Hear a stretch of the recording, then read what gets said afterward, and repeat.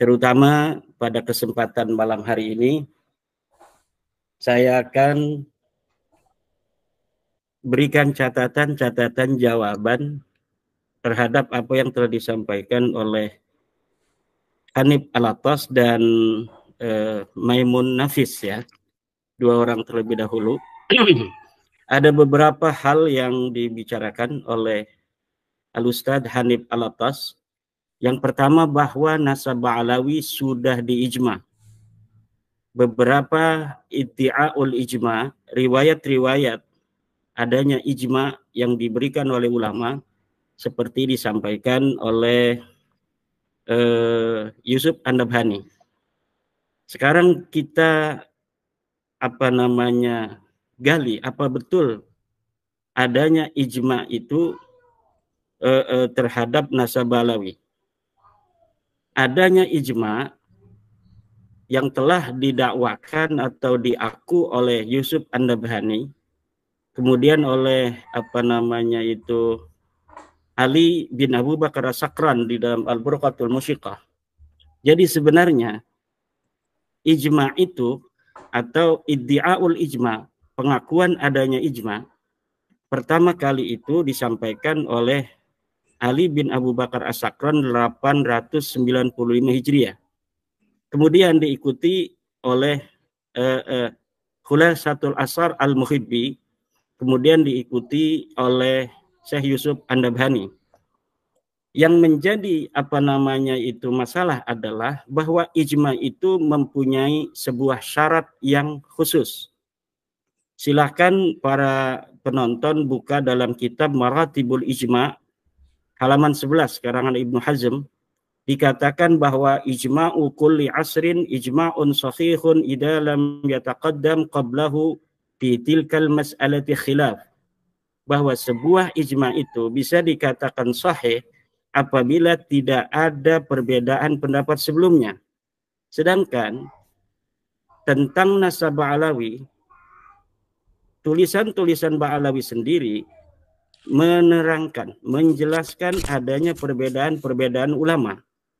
Kita lihat di dalam kitab Al-Burqatul Musyiqah bahwa Ali bin Abu Bakar As-Sakran meriwayatkan adanya orang-orang yang tidak percaya pada nasabnya yang ada di abad ke-9 Hijriah. Kemudian diriwayatkan pula bahwa Ali bin Jadid ini pergi ke Basrah pada tahun 620 Hijriah untuk meminta isbat karena ulama-ulama di Yaman tidak mempercayai nasabiyah. Kemudian di dalam kitab Tasbitul Fuad yang diriwayatkan oleh Uqudul Almas, Alwi bin Tahir mengatakan bahwa Ubaidillah lah yang pergi ke Basrah. Ini menunjukkan adanya khilaf di antara rentang waktu sejak kedatangan Ahmad bin Isa dalam versi Ba'alawi, yang sebenarnya ini Ahmad bin Isa sama sekali tidak hijrah ke Hadramaut. Sejak kedatangannya menurut versi riwayat Ba'alawi, Ahmad bin Isa dan Ubaidillah ini sudah ditolak, tidak dipercaya sebagai turun Nabi, sehingga diutuslah Ubaidillah untuk pergi ke ke Basrah untuk isbat nasab. Ini membuktikan bahwa tidak pernah ada kesepakatan sejak kedatangan Ahmad bin Isa atau Ubaidillah ke Hadramaut. Maka bertentangan dengan apa yang dikatakan oleh Ibnu Hazm di dalam kitab Maratibul Ijma halaman 11 bahwa ijma'u kulli asrin ijma'un sahihun idza lam yataqaddam qablahu fi tilkal mas'alati khilaf. Ijma' itu bisa dikatakan sahih kalau sebelumnya tidak terjadi khilaf. Sedangkan nasab Ba'alawi ini jelas sebelumnya terjadi khilaf, maka ijma itu tidak dapat dibenarkan. Yang kedua, yang disampaikan oleh Hanif Alatas adalah nasab itu ada metode. Satu saja metode isbat nasab terpenuhi, nasab itu sahih. Beda antara turak dan mana itu syurut. Imaduddin tidak bisa membedakan mana turak, mana syurut. Betul, Mas Hanif. Tetapi setiap tariq itu membutuhkan syurut. Dan menurut saya seluruh metode isbat nasab tidak bisa untuk mengisbat Ba'alawi sebagai cucu Nabi. Kita buktikan. Pertama, isbat nasab itu adalah birruq'ah, dengan adanya kitab. Sedangkan syarat kitab itu adalah alla takuna mukhalifatan lil usul. Tidak boleh berbeda dengan kitab-kitab sebelumnya. Sedangkan apa yang dikatakan oleh kitab-kitab yang mengisbat Ba'alawi mulai dari abad 9 sampai hari ini, yang katanya itu berjumlah 180 kitab, semuanya itu mukhalifatan lil usul, berbeda dengan kitab-kitab nasab dari mulai abad ke-4 sampai abad ke-9. Baru di dalam abad 10 kitab nasab mengatakan Ubaid ini adalah putra Ahmad. Tapi sebelumnya tidak ada satupun selama 550 tahun yang menyatakan bahwa Ubaid ini sebagai anaknya Ahmad. Maka metode kitab nasab tidak bisa untuk mengisbat Ba'alawi sebagai cucu Nabi. Yang kedua, cara untuk metode isbat nasab adalah asyuhrah wal istifadah. Apakah nasab Ba'alawi syuhrah dan istifadah? Tidak. Buktinya dari mulai abad ke-4 sampai ke-9 sama sekali tidak ada yang menyebutkan. Bagaimana sebuah nasab bisa dikatakan syuhrah wal istifadah kalau selama 550 tahun sama sekali tidak ada yang menyebutkan. Sedangkan di dalam kaidah ilmu nasab, Ibnu Hajar mengatakan innan nasaba mimma yasbutu bil istifadati illa ayyusbita ma yukhalifu.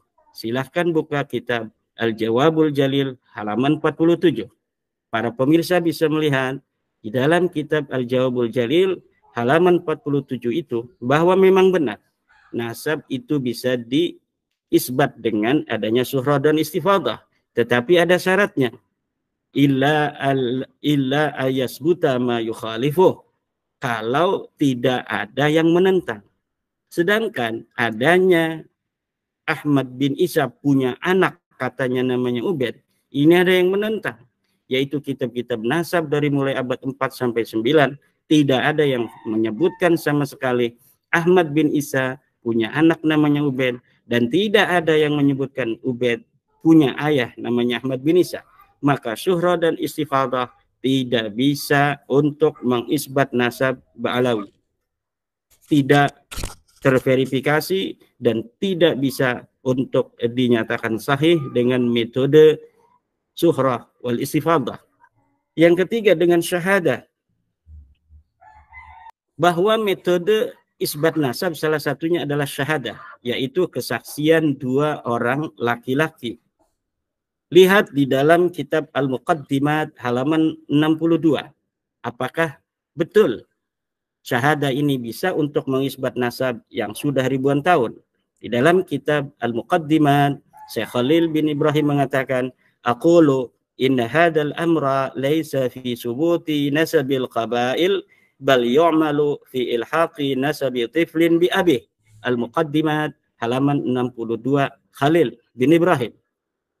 Bahwa dikatakan menurut Khalil bin Ibrahim, syahadah adalah memang metode untuk mengisbat nasab, tetapi dia metode mengisbat nasab seorang anak hari ini kepada ayahnya, bukan nasab qabail yang sudah ribuan tahun seperti Ubaid yang katanya punya anak Ahmad bin Isa. Bisakah dia untuk diisbat dengan metode syahadah? Tidak bisa. Maka metode ketiga dalam isbat nasab tidak bisa untuk mengisbat Ba'alawi. Kemudian metode keempat adalah iqrar. Iqrar ini pula dikatakan oleh Syekh Khalil Ibrahim di dalam kitabnya Muqaddimat fi Ilmil Ansab, bahwa juga metode ini hanya bisa digunakan untuk mengisbat seorang anak yang ada hari ini kepada ayahnya, yaitu diiqrar oleh ayahnya. Dari 4 metodologi pengisbat nasab ini, satu pun tidak ada yang bisa untuk diterapkan untuk mengisbat Ba'alawi. Secara riq'ah atau ruq'ah, kitab-kitab nasab, tidak ada kitab nasab yang setelah abad 9 itu mukhalifatan lil kutub yang ada di abad ke-8, ke-7, ke-6, ke-5, ke-4. Kemudian dengan syahadah tidak bisa, dengan ikrar juga tidak bisa. Maka nasab Alawi tidak terisbat sahih. Berarti kalau tidak sahih apa? Batal. Yang ketiga, Hanif Al-Attas mengatakan kitab yang mensahihkan Ba'alawi ratusan. Saya katakan kitab walaupun ribuan, jutaan, tetapi kalau seluruh referensinya akan mentok di abad 9, yaitu kitab Al-Burqatul Musyiqah, atau kata Mas Rumel itu ada kitab Al-Jawharus Syafab, yang sekarang saya lihat juga dia lagi ngomongin Al-Jawharus Syafab. Begana begini, tetapi hanya itu saja, berkutat pada apa namanya hal-hal yang telah diungkapkan, hal-hal yang telah dijelaskan, tidak ada yang baru. Maka seluruh kitab-kitab yang jumlahnya ribuan, jutaan, triliunan, yang mengisbat Ba'alawi, yang semuanya mentok di abad 9, tidak ada bisa nyampe di abad ke-8, di abad ke-7, ke-6, semuanya tidak bisa dijadikan sebagai penguat nasab dari Ba'alawi ini. Kemudian yang keempat, dikatakan oleh Mas Hanif Al-Attas, tidak ada yang menyatakan kitab sejaman sebagai syarat mutlak daripada pengisbatan nasab. Ilmu nasab adalah ilmu sejarah. Cara kita meneliti nasab sama dengan cara meneliti sejarah. Baca kitab nasabnya, jangan hanya kitab Rasail fi Ilmil Ansab. Jangan kitab Muqaddimat fil Islam saja. Silahkan baca kitab Usulu Ilmin Nasab wal Mufadalah Bainal Ansab halaman 76. Saya ulangi, pemirsa silahkan untuk memverifikasi kitab-kitab yang saya sebutkan. Silahkan buka di dalam kitab Usulu Ilmin Nasab wal Mufadalah Bainal Ansab halaman 76-77 dikatakan tentang kitab sejaman. Wa indama nuhaqqiqun nasaba fa innal masadir allati yumkinu an nastaqiya minha an-nasaba yajibu an takuna min kutubil ansabil qadimah allati kutibat fima qabla al-'asr al-hadis haitsu kana an-nasu aqraba ila ma'rifati usulihim. Ketika kita mentahqiq sebuah nasab, maka sumber-sumber primer yang bisa untuk kita gali untuk mengetahui nasab wajib, yajibu. Ini kalimatnya yajibu loh. Yajibu, wajib antakuna minal min kutubil ansabil qadimah. Dia haruslah kitab-kitab yang terdahulu. Kitab yang terlebih dahulu sesuai dengan Al-Haqbah Az-Zamaniyah, di mana nama-nama itu ada, itu lebih baik. Kalau tidak, yang paling dekat. Di sini dikatakan, haitsu kana an-nasu aqraba ila ma'rifati usulihim. Ketika manusia lebih dekat untuk mengetahui nasab-nasab leluhur mereka. Semakin dekat dengan objek, maka itu semakin baik. Semakin dekat, semakin baik. Jika tidak, maka di dalam kaidah ilmu sejarah disebut dengan argumentium excellentio. Maka sesuatu yang mampu kita untuk raih dari sebuah sumber yang terdekat, itulah yang dijadikan sebagai yang terpokok. Ketika ditemukan Asy-Syajarah Al-Mubarakah yang menghasar bahwa anaknya daripada Ahmad bin Isa cuma 3, yaitu Muhammad, Ali, dan Husain, maka inilah yang dijadikan sebagai mu'tamadat, yang sebagai pegangan seluruh ahli nasab. Ketika nanti ditemukan abad yang lebih dekat, barulah kitab Asy-Syajarah Al-Mubarakah ini kekuatannya itu digeser oleh kitab yang lebih tua, yang lebih dekat dengan objek penelitian. Tapi nasab Ba'alawi ini orang yang objeknya ada di abad keempat, yaitu 345 Hijriah, tapi kemudian baru dikatakan punya anak Ubaid pada 895 Hijriah. Ini coba hitung, ada 551 tahun. Kita genapkan 550 tahun. Berita, informasi, adanya keterangan bahwa Ubaid mempunyai ayah namanya Ahmad bin Isa atau Ahmad bin Isa punya anak namanya Ubaid, itu setelah 550 tahun baru ada. Kemudian ini Mas Hanif Alatas untuk mempertahankan nasabnya menerjemahkan tentang apa namanya kalimat ma'amkana. Dikatakan di dalam kitab nasab itu kita harus mencari kitab-kitab sejaman ma'amkana. Nah, diterjemahkan oleh Mas Hanif Alatas ma'amkana ini dengan apa? Dengan apa namanya itu kalau bisa, ma'amkana kalau bisa. Sedangkan kalimat ma'amkana itu maknanya bukan kalau bisa, tapi sebisanya. Coba para pemirsa ambil apa namanya HP-nya, ambil laptopnya yang ada internetnya, kemudian cari itu apa namanya itu translate Arab Indonesia. Tulis ma'amkana. Apa maknanya?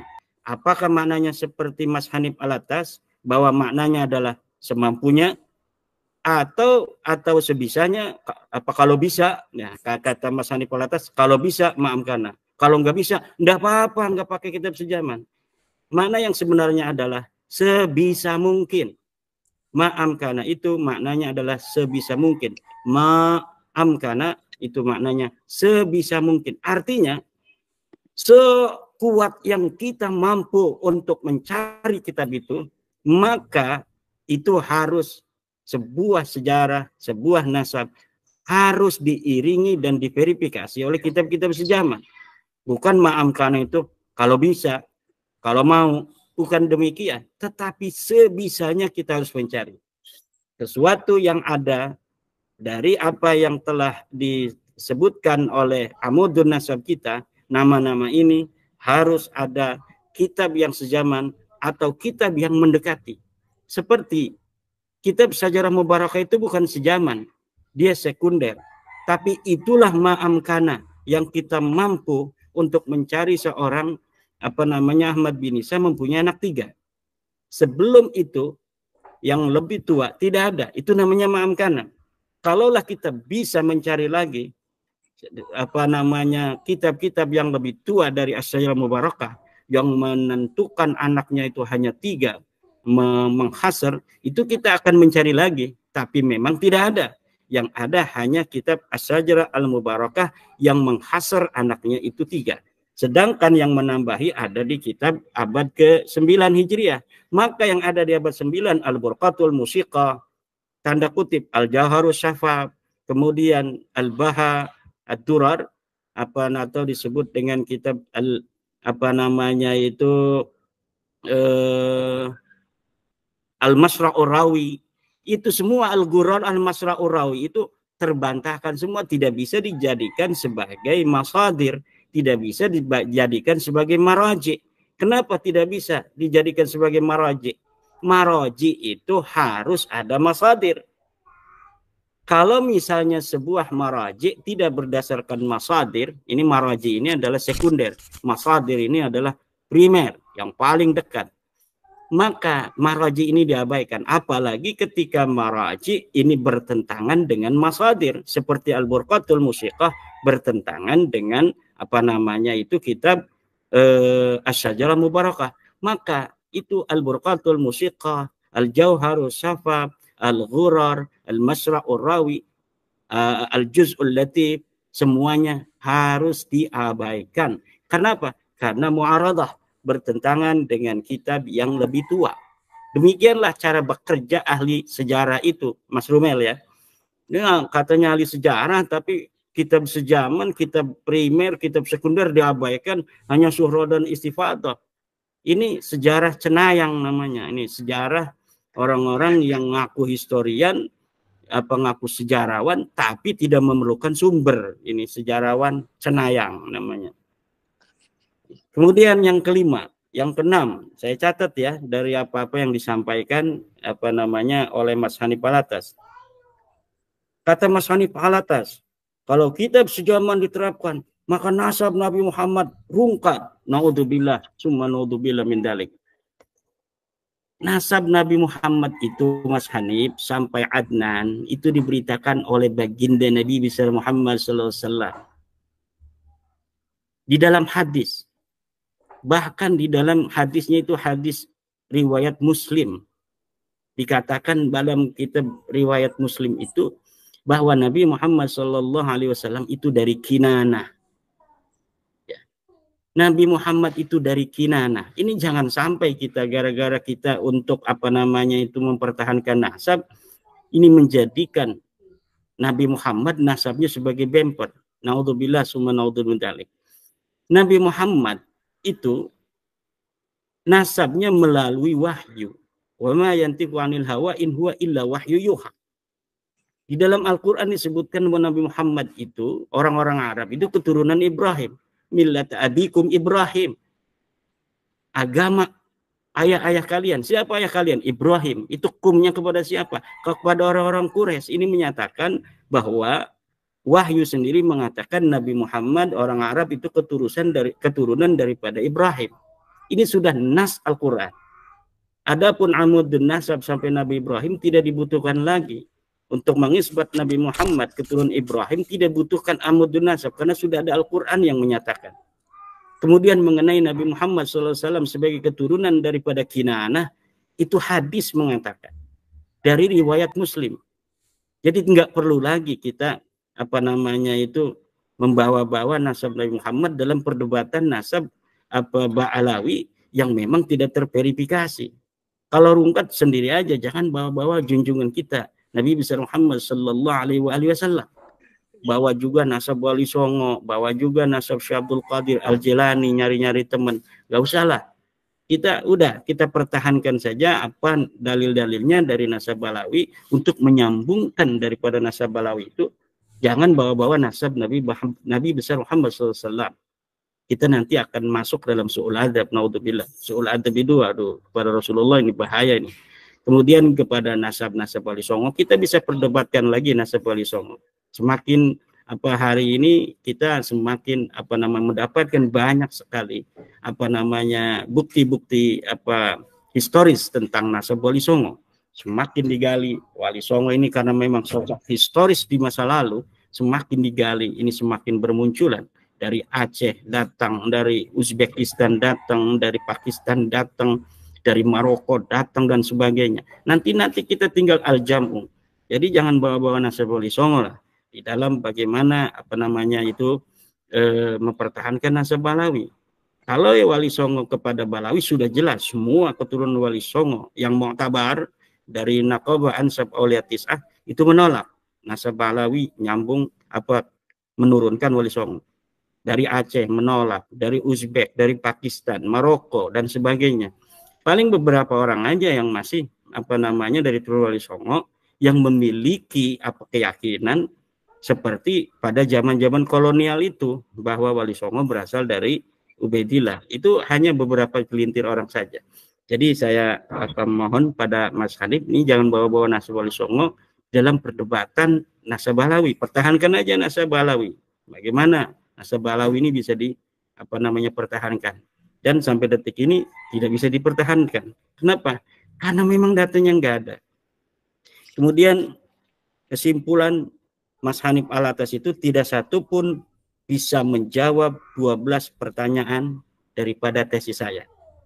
Dan telah nyata bahwa metode-metode menetapkan nasab tidak bisa mengisbat nasab Balawi. Saya kira poin-poin itu Mas Rifki yang itu disampaikan oleh Mas Hanif Alatas yang perlu untuk saya respon. Kemudian ada lagi dari Mas Maimun Nafis dari Pesantren Sarang. Sebelum ke saya untuk membahas Mas Maimun Nafis, dari Mas Rifki ada komentar atau sesuatu hal yang perlu dibahas. Kalau argumen saya tidak tahu apakah ini muncul atau tidak di acara Robito Alawiyah tadi. Kalau argumen tidak tercatat tidak berarti tidak ada, itu bagaimana ya dalam metode nasab atau sejarah ya? Ya, nanti itu akan dibahas oleh Mas Maimun Nafis. Ya, saya langsung aja ya. Saya langsung bahas ini. Ada seorang ustadz dari Pesantren Sarang, guru di sana, seorang ustadz di Pesantren Sarang.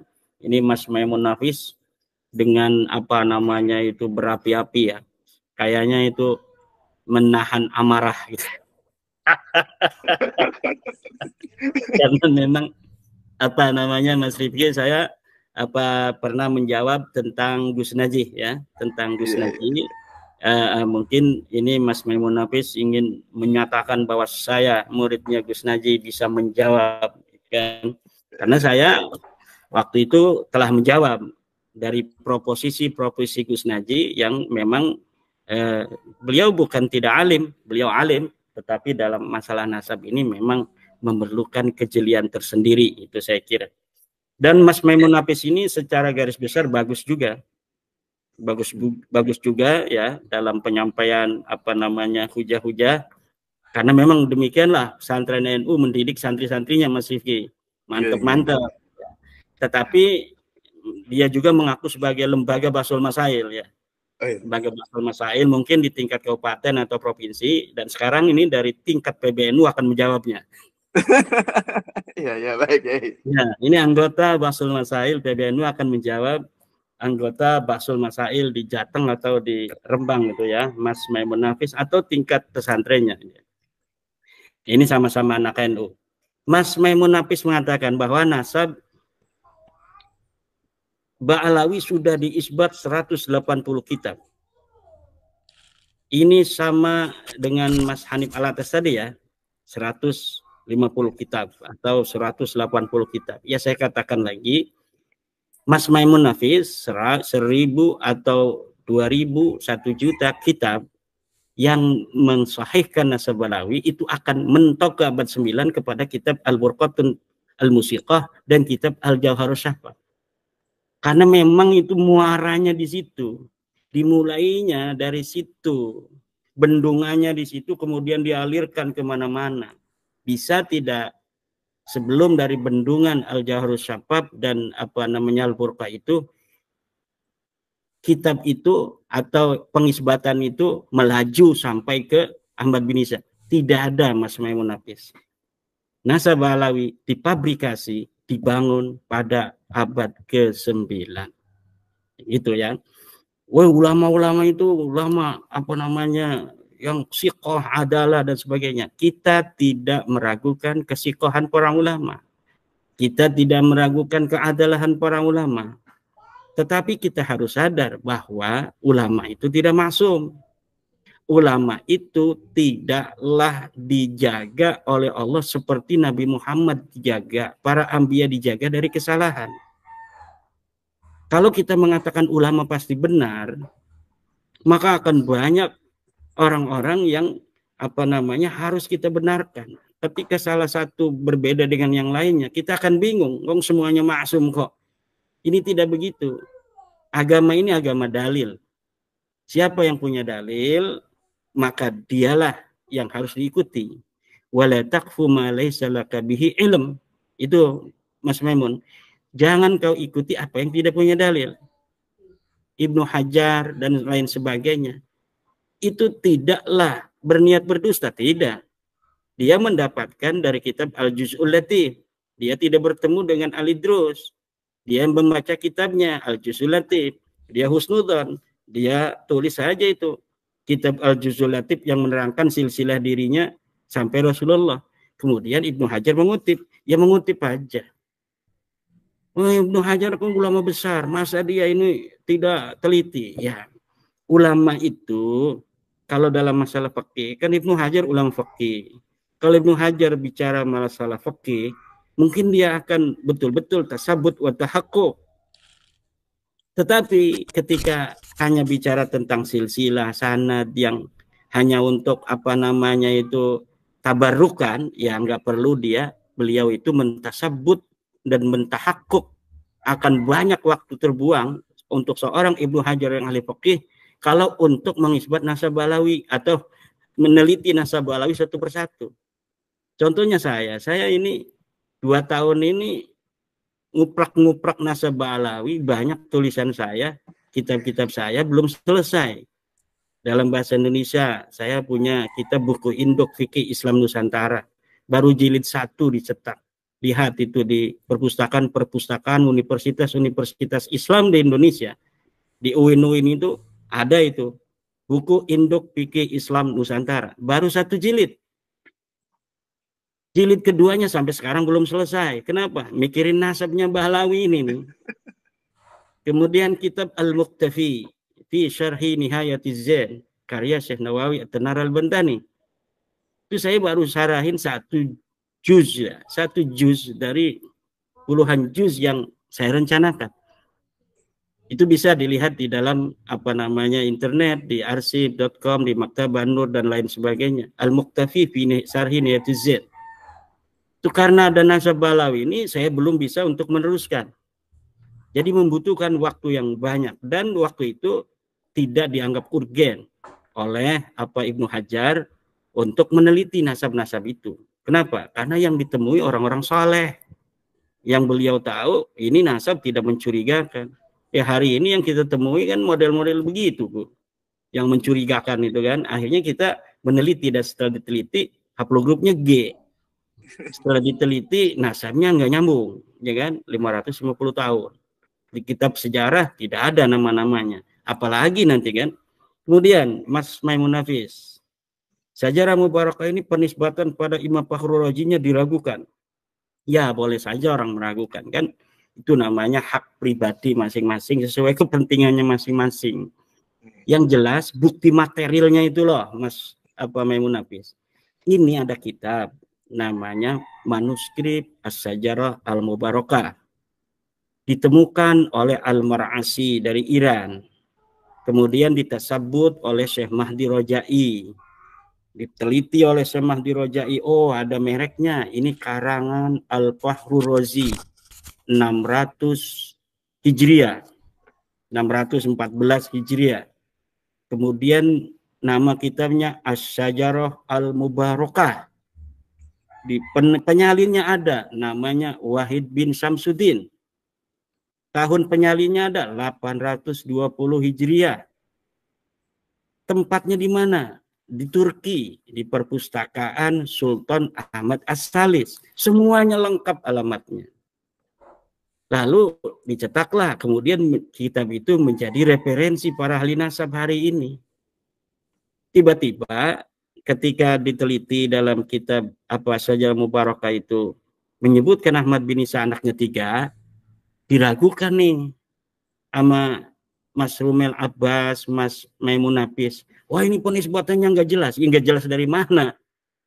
Jelas itu penisbatannya. Cara kita meneliti, seorang peneliti manuskrip itu meneliti itu satu, meneliti pertama itu dari bukti material manuskrip itu sendiri.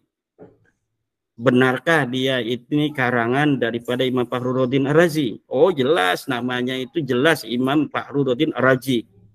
Mas Romel ini ngotak-ngatik dalam buku menakar itu, ini Ar-Razi banyak, iya Ar-Razi banyak, tapi kan udah ada namanya itu, Umar Ar-Razi. Jelas itu Imam Fakhruddin Ar-Razi. Oh ini katanya, itu falasi. Bukan falasi, kesengajaan berfalasi itu namanya. Atau pura-pura bego namanya itu, Mas Rifki. Lah ini udah jelas kitabnya, ada, manuskripnya ada. Ketika mencetak tidak ada kepentingan pribadi dari Syekh Mahdi Rojai.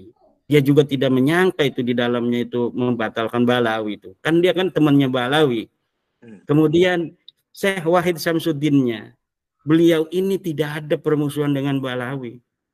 Kalau dia ini menulis naskah dari Imam Fakhruddin Ar-Razi itu, sudah diketahui dia ini musuh Bahlawi, kemudian tidak memasukkan nama Abdullah, baru patut dicurigai. Ini tidak ada. Wahid bin Samsuddin, Imam Fakhruddin Ar-Razi, tidak ada berita dia bermusuhan dengan Bahlawi. Kitab itu, sebuah manuskrip perlu dicurigai kalau ada interest pribadi. Misal, ada kitab tentang nasab Bahlawi, manuskrip karya Murtadha Az-Zabidi, tapi ditemukannya oleh keluarga Bahlawi. Ini perlu dicurigai nih. Betul tidak itu kitab Murtadha Az-Zabidi? Ulama abad ke-13 awal. Setelah diteliti ternyata bukan. Kitabnya itu ditulis oleh Hasan Muhammad Qasim dari Mesir. Yang dia itu berkawan dengan bin Yahya yang ada di Mesir. sangat besar kemungkinan bahwa dia menulis itu adalah atas desakan permintaan daripada bin Yahya yang ada di Mesir. Kenapa? Karena yang mengirimkan kepada Ba'alawi yang ada di Indonesia untuk dicetak itu adalah bin Yahya itu. Bisa jadi itu Hasan Muhammad Qasim yang menulis, bisa jadi yang menulis ini bin Yahya itu sendiri. Yang jelas Hasan Muhammad Qasim telah diteliti oleh para ulama sebagai pemalsu manuskrip. Manuskrip Az-Zainabat yang ada di Mesir, yang dikatakan itu sebagai karangan Al-Ubaidili, ternyata karangan dia sendiri untuk mempertahankan Masjid Az-Zainab yang ada di Mesir. Ini sudah jelas. Kalau seperti itu, manuskrip-manuskrip yang ada interest pribadi dengan penemunya, dengan penulisnya, patut dicurigai. Tapi kalau As-Sajarah Mubarakah, ini tidak ada interest pribadi. Baik satu dari Imam Fakhruddin Ar-Razi, tidak ada permusuhan dengan Balawi. Dengan penyalinnya, Muhammad Qasim, tidak ada permusuhan dengan Balawi. Kemudian dengan penemunya, Syekh Al-Marasi, bahkan dia ini muridnya Balawi, gurunya ini Balawi. Mahdi Rojai, dia seorang Syiah, yang teman-temannya Syiah Indonesia dari Balawi. Ini Balawi-Balawi yang Syiah itu dari Indonesia, temannya Mahdi Rojai. Nggak mungkin dia punya interest untuk membatalkan nasabah Alawi dengan penemuannya. Jadi ini sangat sikoh sekali Mas Maimun Nafis Sajarah Mubarakah untuk dijadikan pegangan Mas Maimun Nafis untuk merenung. Coba lupakan dulu masalah-masalah hubungan pribadi dengan Balawi. Lupakan dulu hubungan kekerabatan, keguruan itu kita coba secara ilmiah. Insya Allah Mas Maimun Nafis akan menemukan kebenaran yang hakiki. Ma'rifatu haqiqati syai'i bil yaqin. Allah yang akan memberikan itu insya Allah. Kemudian kitabnya itu namanya Bahrul Ansab setelah diteliti di dalam manuskrip atau di dalam perpustakaan di di Turki. Mas Maimun Nafis, kitab-kitab nasab itu disebut secara global itu Bahrul Ansab. Jadi orang ngomong kitab nasab itu Bahrul Ansab. Nanti judulnya apa beda lagi. Jadi setiap kitab nasab zaman dulu itu ada istilah disebutnya semuanya Bahrul Ansab. Adapun judul-judulnya itu beda sesuai dengan apa yang ada di manuskrip. Tetapi di dalam indeksnya, dalam indeks yang ada di perpus itu bisa aja Imam Fakhruddin Ar-Razi Bahrul Ansab. Maksudnya itu kitab nasab. Karena kitab nasab itu disebut dengan istilah Bahrul Ansab itu ya. Kemudian ada lagi Mas Maimun Nafis, ada ideologi Syiah di dalam kitab As-Sajarah Mubarakah. Tidak mungkin dengan gaya Maduranya Mas Maimun Nafis. Katanya saya ini Madura asli. Gus Wapi itu Madura yang tidak asli. Mas Rifki ini Madura asli nih. Kalau saya Madura keturunan saja ya. Saya juga ada Maduranya itu Mas Maimun Nafis. Termasuk Mbah Mun itu, Mbah Mun ada silsilah kemaduranya. Itu saya mengetahui silsilah itu. Nah, dan Mas Maimun Nafis perlu ketahui bahwa ketika tahun 2019 ada orang berani menghina Mbah Mun, saya dan santri saya demo untuk mengecam orang yang berani untuk menghina Mbah Mun. Itu perlu dicatat. Kemudian tadi ya masih masalah ada ideologi Syiah ya. Ideologi Syiah ya. Ya. Apa ciri-cirinya? Kata Mas Maimun Nafis, ciri-ciri ada ideologi Syiah adalah ada merek Sohibuz Zaman untuk Imam Mahdi. Yang menyebut Sohibuz Zaman untuk Imam Mahdi itu orang Syiah. Nah, ini saya katakan Mas Maimun Nafis yang Anda permasalahkan itu justru menguatkan kitab As-Sajarah Al-Mubarakah sebagai karangan Imam Fakhruddin Ar-Razi. Kenapa saya katakan demikian? Karena lihat di dalam kitab Imam Fakhruddin Ar-Razi yang lain, namanya kitab Maratibul Aliyah, Al-Maratibul Aliyah. Di dalam kitab Al-Maratibul Aliyah dikatakan bahwa Imam Mahdi itu Sahibul Zaman. Lihat para pemirsa, juz 8 halaman 106. Narasi yang sama, ibarah yang sama, qadiyah yang sama dari Imam Fakhruddin Ar-Razi dengan apa yang ada, antara apa yang ada di dalam kitab Asy-Syajarah Al-Mubarakah dengan kitab Al-Maratibul Aliyah itu sama, disebut dengan Sahibuz Zaman. Kitabnya namanya bukan Al-Maratib, Al-Matalib Al-Aliyah. Al-Matalib Al-Aliyah juz 8 halaman 106. Imam Fakhruddin Ar-Razi selalu menyebut nama Imam Mahdi dengan Sahibuz Zaman. Dan coba telitilah para pakar-pakar apa namanya itu sejarah Islam, ini memang mengkaitkan imam kita ini, Imam Fakhruddin Ar-Razi, yang dikenal dengan ahli sunnah wal jamaah, tokoh ahli sunnah, tetapi dalam beberapa hal beliau ini memang terindikasi juga apa namanya, bukan dia menganut Syiah, tetapi setuju dengan pendapat Syiah. Di antaranya adalah tentang Imam Mahdi. Jadi Imam Fakhruddin Ar-Razi di dalam masalah Imam Mahdi ini setuju dengan Syiah. Coba lihat kitab Al-Maratibul Aliyah. Di dalam ahli sunnah kan begini, bahwa yang namanya Imam Mahdi itu nanti akan lahir di akhir zaman. Dia namanya apa namanya Muhammad, bapaknya Abdullah. Tetapi di dalam tradisi Syiah, Imam Mahdi ini sudah lahir. Nanti dia akan muncul di hari kiamat. Dan inilah yang diyakini oleh Imam Fakhruddin Ar-Razi. Kita bisa konfirmasi dalam kitab-kitab beliau, terutama kitab Al-Maratibul Aliyah, ingat juz 8 halaman 106. Jadi konsistensi penyebutan Imam Fakhruddin Ar-Razi tentang Imam Mahdi mengindikasikan kuat bahwa Syajarah Mubarakah, Mas Maimun, adalah betul-betul karangan Imam Fakhruddin Ar-Razi.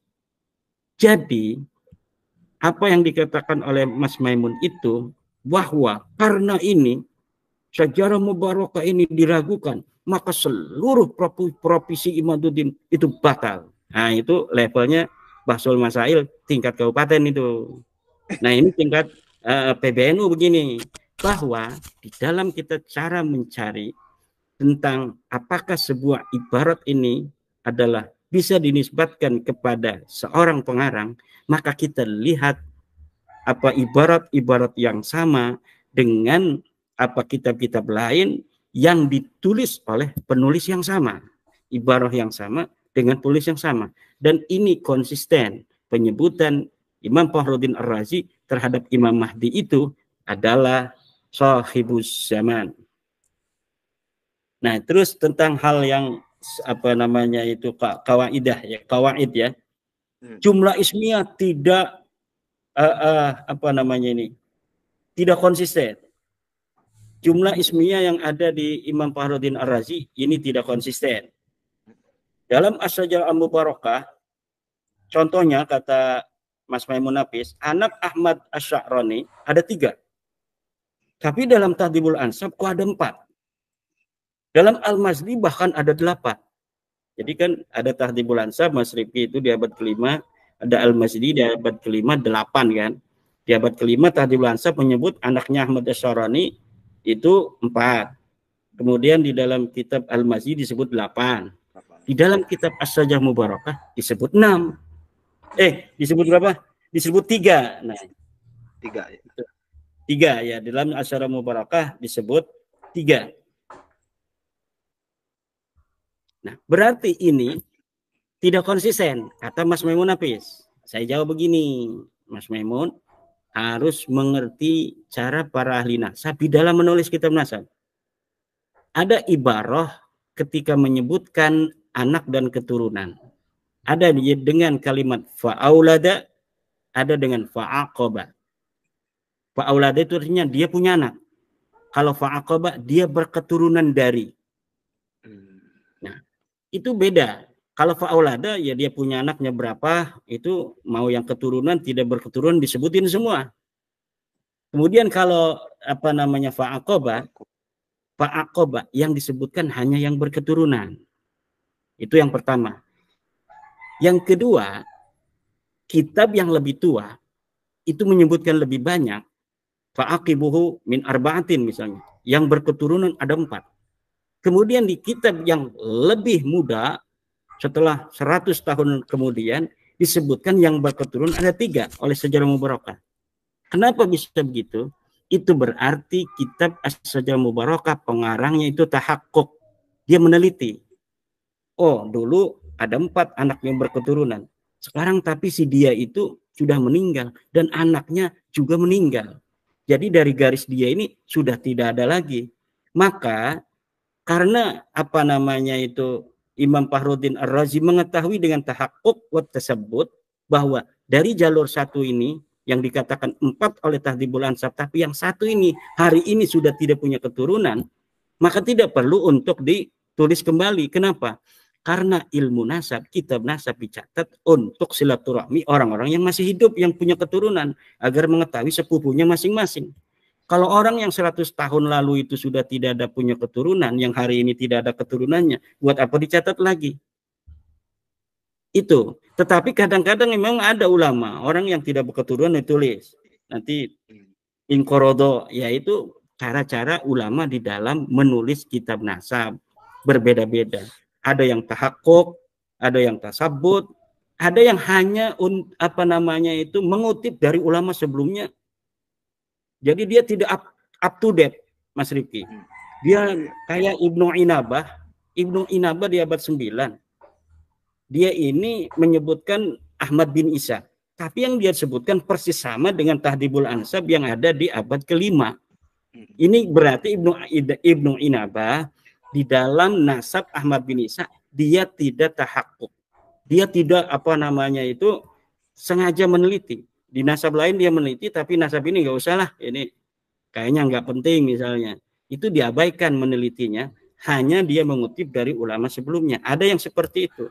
Dan juga apa yang dipermasalahkan oleh apa namanya itu Mas Maimun Nafis, bahwa jumlah ismiyah itu apa namanya tidak konsisten. Dengan tidak konsistennya ini berarti bahwa dalil saya yang mengatakan bahwa anak Ahmad bin Isa itu hanya 3 berdasarkan kitab As-Sajarah Al-Mubarakah ini gugur, kata Mas Maimun Nafis. Ya ternyata seperti itu. Itu bukan gugur, tapi Mas Maimun belum mengerti cara ulama ahli nasab menulis sebuah apa namanya itu kitab nasab. Kalau mengerti tidak mungkin. Mas Rumel udah ngerti tuh, karena udah pernah debat dengan saya seperti ini. Masalah kenapa dalam Tahdhibul Ansab ada 4, di dalam Al-Mazdi ada 8, kok saja Mubarakah ada 3. Itu Mas Rumel udah paham. Maka dia tidak sebutin lagi. Dalam kitab menakarnya itu masih ada begitu. Tapi sekarang mungkin dia tidak lagi. Karena beliau itu cepat belajar orangnya sebenarnya. Mas Romel itu yang tadi disebut di dalam Nabawi TV itu Romli. Itu menyebut Romli itu sebagai sebuah ya alibi juga itu Mas Rifki, bahwa Abdullah dan Ubaidillah itu ada tuh. Buktinya ada Mas Romel menjadi Ramli gitu. Oh, gitu ya. Itu jadi luar biasa itu Mas Romel.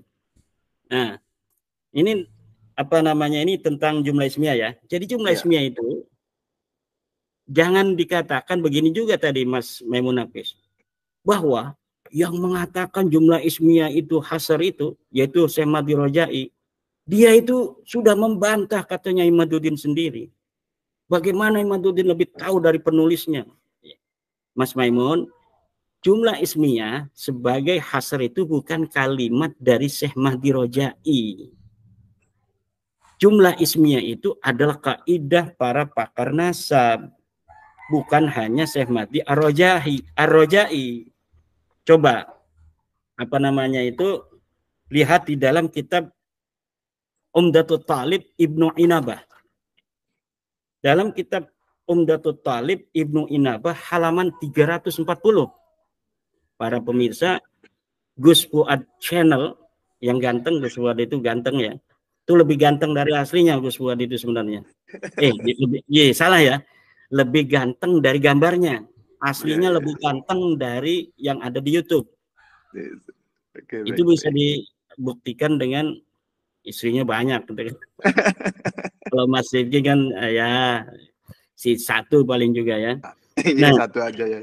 satu aja. Karena kita harus apa namanya satu aja. Kalau bisa satu aja ya. Saya sering dihantemin oleh sekretaris LBM PBNU yang perempuan itu. Gimana ya?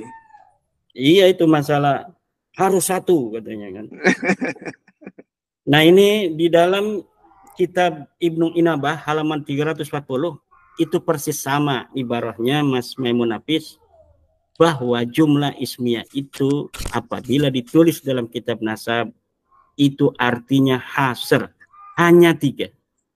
Tadi Mas Maimun juga buktinya ada kitab yang lebih tua kemudian malah lebih apa namanya itu sedikit daripada kitab lebih banyak daripada kitab sebelumnya. Itu saya katakan tadi, ada ulama nasab yang malas meneliti, dia hanya mengutip dari ulama nasab yang masa lalu seperti Ibnu Inabah ketika mencatat nama anak Ahmad bin Isa di abad 9, dia persis sama hanya menyebutkan Muhammad dengan apa yang ditulis oleh kitab Tahdhibul Ansab di abad kelima. Itu yang demikian itu namanya para penulis nasab karena dianggap ini apa namanya tidak terlalu penting atau memang di luar jangkauannya, akhirnya dibiarkan, dia hanya mengutip kitab-kitab sebelumnya. Kemudian ada lagi yang apa namanya itu disebutkan oleh Mas Maimun Hafiz,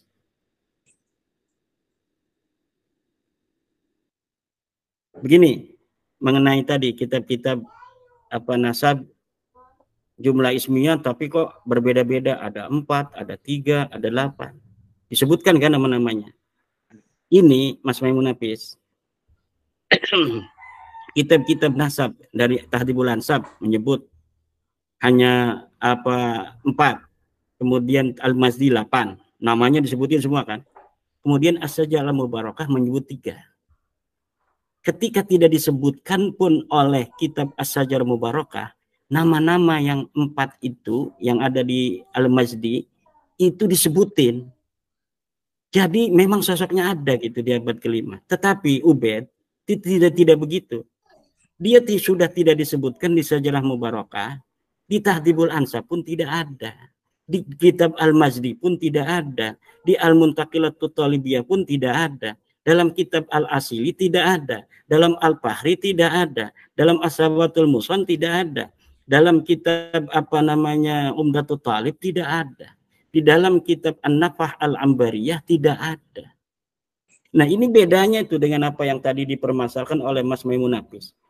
Apa-apa yang tidak disebutkan di dalam As-Sajalah Mubarakah tapi disebutkan di dalam kitab Tahdhibul Ansab, ini membuktikan bahwa sosoknya pernah ada di abad kelima walaupun tidak disebutkan di abad ke-6. Tetapi untuk Ubaidillah sudah dia tidak disebutkan di Sajalah Mubarakah, sebelumnya pun tidak disebutkan, tidak ada. Abad kelima ada kitab 3 yang bisa diakses yang berkaitan dengan kitab apa namanya nama Ahmad bin Isa, sama sekali tidak ada nama Ubaid. Kemudian abad-abad setelahnya itu sampai abad 9, sampai abad itu diciptakan pada abad 9, tidak ada. Ini yang apa namanya saya katakan yang disebutkan oleh Mas Maimun Hafiz itu menguatkan saya sebenarnya. Kemudian bikin kaidah Mas Rifki, ini Mas Maimun Hafiz ini bikin kaidah. Kata dia as-sukut alan nasab wa adamu dzikri la yu'tabar fi ilmin nasab li anna sakita yahtamilu fi amrihi al-jahalatu au akhada anil jahili awil ikhtisaru. Ini maknanya begini, diam terhadap nasab dan tidak menyebut itu tidak bisa dijadikan patokan dalam ilmu nasab. Karena orang yang diam itu mungkin saja dia tidak tahu atau mengambil dari orang yang tidak tahu atau dia niatnya meringkes. Ini saya baru mendengar ini ada kaidah begini Mas Rifki. Berarti sebelumnya belum ada kaidah itu ya? Iya, kayaknya dibikin sendiri ini. Karena berarti itu bisa dipertanyakan ya, itu kaidah ya dari jelas. mana atau? Harusnya tadi Mas Mabdi Dikara sebagai apa namanya itu moderator ya yang dari Institut Ilmu Al-Quran IIKI Jakarta itu mempertanyakan ini kaidah dari mana gitu. Kata Mas Maimun, dari saya. Nah, diam terhadap nasab dan dia tidak menyebut itu tidak dapat jadikan patokan dalam ilmu nasab, karena orang yang diam, penulis nasab misalnya, mungkin saja dia tidak tahu atau mengambil dari orang yang tidak tahu atau niat meringkas. Ini kaidah ini kita bisa uji juga secara metodologis ya.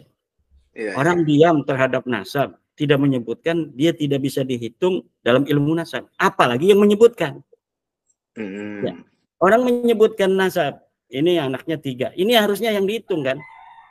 Tidak menyebut tidak bisa jadi patokan, tapi yang menyebut juga harus jadi patokan dong. Jadi yang menyebut itu yang harus jadi patokan, tidak menyebut itu jangan jadikan patokan. Betul. Kalau maksudnya dia kan mungkin tidak menyebut nama Ubaidillah, jangan dijadikan patokan bahwa Ubaidillah tidak ada, kan maksudnya begitu dia. Tetapi ibarat ini kurang sempurna, karena orang yang diam itu mungkin saja dia tidak tahu. Ya betul, orang yang diam itu mungkin tidak tahu. Berarti kemudian, tidak tahu kan? Iya, berarti tidak tahu. Kalau tidak tahu ya udah, berarti tidak tahu itu bisa jadi karena memang tidak ada orang itu, makanya dia tidak tahu kan, karena memang objek ilmunya tidak ada. Atau dia mengambil orang yang dari tidak tahu tentang sesuatu yang tidak ada itu, atau dia niat meringkas. Ini niat meringkas ini Mas Rumel pernah saya kuliahi gratis tentang ikhtisar ini. Apa makna mukhtasar dalam ilmu nasab? Mungkin Mas Maimun Nafis ini bisa bertanya pada Mas Rumel tuh, ya, tentang bagaimana kuliah daripada Imaduddin Usman tentang kitab mukhtasar. Kemudian seharusnya yang dijadikan oleh Mas Maimun Nafis sebagai kaidah, ini kitab yang akan saya sebutkan jelas, kaidahnya jelas, ada di kitab jelas. Silahkan Mas Maimun Nafis buka kitab Al-Wajiz fi Idahi Qawaidil Fiqhi karya Muhammad Sidqi halaman 205. As-sukut fi ma'radil hajati bayanun. As-sukut fi ma'radil hajati bayan. Diam ketika dibutuhkan itu menjelaskan sesuatu. Orang diam ketika dibutuhkan itu menjelaskan sesuatu. Apa sesuatu itu? Memang sesuatu itu tidak ada. Dia diam terhadap anak Ahmad bin Isa yang bernama Ubaid. Itu adalah bayan. Menjelaskan bahwa Ubaid ini bukan anak daripada Ahmad bin Isa. Kemudian pakai kaidah lagi. La yalzamu min adamid dalili adamul madlul. Tidak mesti tidak adanya dalil itu tidak adanya madlul. Betul. Tetapi ada kaidah lagi Mas Maimun Nafis, al ilmu bi adamid dalili dalilun. Bahwa kalau kita sudah mengetahui tidak ada dalilnya, maka itu adalah petunjuk bi adamil madlul, bahwa madlulnya tidak ada. Saya sudah mencari, betul-betul mencari nih, betul-betul mencari adakah dalil tentang Ubaid. Tidak ada. Kita cari dalam kitab abad ke-4 ayat, dalam kitab abad ke-5 ayat, dalam kitab abad ke-6 Orono, dalam kitab abad ke-7 Gair Maujid, dalam kitab abad ke-8 Nating, dalam kitab abad ke-9 kitab Nasab, pokoknya Wiswarawono pokoknya. Nah ini kita sudah mengetahui tidak adanya dalil, berarti ini menunjukkan tidak adanya madlul. Memang tidak ada ini. Orang ahli nasab mengatakan bahwa Ubaid adalah anak Ahmad bin Isa, tidak ada. Jadi kaidah la yalzamu min adamid dalil adamul madlul ini jangan dipakai, yang dipakai al ilmu bi adamid dalili dalilun ala adamil madlul. Nah, itu Mas Riki yang bisa saya sampaikan. Ini untuk nanti Mas Rumel dan Mas Wafi itu ya akan dalam pertemuan berikutnya. Mungkin bisa besok. Berikutnya. Iya. Oh iya ya. Ya ini sedikit saja. Ini kalau saya catat-catat ini sepertinya sudah dibahas semua di tulisan-tulisan Yai Imad di RMI NU ya, Banten. memang ini. tidak ada yang baru ya, tapi itu kan tadi ada sebuah diskusi yang diadakan untuk mencari kebenaran, tapi ada diskusi yang diadakan untuk mengatakan kita belum menyerah. Iya ya, ini yang baru itu adalah kaidah baru itu tadi itu ya. Kaidah baru, tapi tadi ada yang menarik tentang DNA ya. Saya memperhatikan pertama itu Dr. Zen, dia pakar DNA benar kan, dia menjelaskan sesuai dengan keilmuannya, walaupun ada sedikit-sedikit ya supaya membantu Balawi lah, karena dia Balawi. Dia menjelaskan tentang Y-DNA, menjelaskan tentang mitokondria, menjelaskan tentang zigzag parental. Ketika menerangkan parental ini semangat kan, menerangkan tentang DNA yang YDNA, itu dia menyatakan bahwa setiap ayah menurunkan apa adanya kepada anaknya. Tapi dia tidak mengatakan ini bisa untuk sampai ke Nabi Adam, enggak gitu, enggak semangat. Tapi ketika menjelaskan ini itu mitokondria, Siti Hawa bisa bisa sampai atas, bisa diteliti. Kemudian ketika menjelaskan tentang DNA parental itu, ini hanya beberapa generasi, tidak bisa lagi gitu. Itu memang betul, tetapi tekanan-tekanan itu mengarahkan kepada sesuatu hal. Tetapi kemudian dia setelah itu diganti membahas DNA-nya oleh siapa? Aventador. Nah, dia nggak mau duduk di situ itu, Dokter Happy itu. Zen Happy itu. Zen Happy nggak mau duduk di situ. Kenapa? Ya karena dia harus tanggung jawab dong, kalau dia duduk di situ, dia nerangin Aventador, nerangin dengan buat deg-degnya itu kan untuk mempertahankan nasab. Nanti dia sebagai seorang ilmuwan akan ikut berkonsekuensi dan bertanggung jawab. Itu yang dia itu terangkan tentang DNA itu jelas akal-akalan. Udah jelas. Nih, ulama dari tahun 2000-an itu sudah membuat jurnal, membuat kitab, bahkan di Muqaddimat fi Ilmil Ansab ada ulama menyebutkan bahwa DNA orang Arab C1, DNA Kaukasus G. Ya. Kemudian dimentahkan lagi tuh. Jadi sesuatu yang sudah puluhan tahun diteliti oleh para ulama-ulama, seakan-akan ini baru saja ada DNA, kemudian metodenya ya benar. Bagaimana cara menentukan nasab Nabi Muhammad misalnya, atau Nabi Ibrahim, ya harus dicari sepupu orang-orang yang mengaku turun Ibrahim. Betul itu, ya kan? Jadi sekarang ada yang keturunan Ibrahim ngakunya G, ada yang ngaku turun Ibrahim ngakunya L kayak Tengku Kori, kemudian ada J1. Mana yang benar? Ya karena Nabi Ibrahim itu DNA-nya adalah J1 misal, maka ke bawahnya J1. Katakanlah misalnya kita belum tahu, seakan-akan ini kita tahun 45 ya. Kita mau meneliti nih. Kita mau meneliti DNA Nabi Ibrahim itu apa sih? Kita lihat dari sepupu-sepupu yang mengaku sebagai keturunan Nabi Ibrahim. Ini dari keturunan yang mengaku turunan Nabi Ibrahim dari Nabi Muhammad. Apa? J. Ini yang mengaku dari keturunan Nabi Ibrahim yang ada di Saudi. Apa? J. Ini G. Ini L. Itu yang ngaku banyak kan? Tapi kan DNA Nabi Ibrahim satu. DNA Nabi Ibrahim cuma satu. Berarti ada yang salah kan dari 4 orang ini? Betul. Yang benar itu cuma satu kan? Dari ada yang J, ada yang G, ada yang L, ada yang M, ada yang O, itu yang benar kan cuma satu. Betul itu, sampai di situ keterangannya masih betul. Tapi ketika dalami untuk mengetahui betul dan tidaknya dia itu keturunan Nabi Ibrahim, harus ada kakek bersama di 5.000 tahun yang silam. Karena Nabi Ibrahim adanya 5.000 tahun yang silam. Kurang lebih segitu gitu ya. Kurang lebih segitu, dari 4.700 sampai 5.400 kan. Kita genapkan saja, kita kan nggak terlalu matematikanya, nggak terlalu kayak Pak Sugeng. Dah 5.000 aja. 5.000. Ya. Kita juga punya kaidah, jangan kalah sama Mas Sugeng. Punya kaidah, udah kita nggak usah yang ribet-ribet, 5.000 aja pokoknya. Ya. Tahun untuk mudah menghafal. Bahwa Nabi Ibrahim 5.000 tahun yang lalu.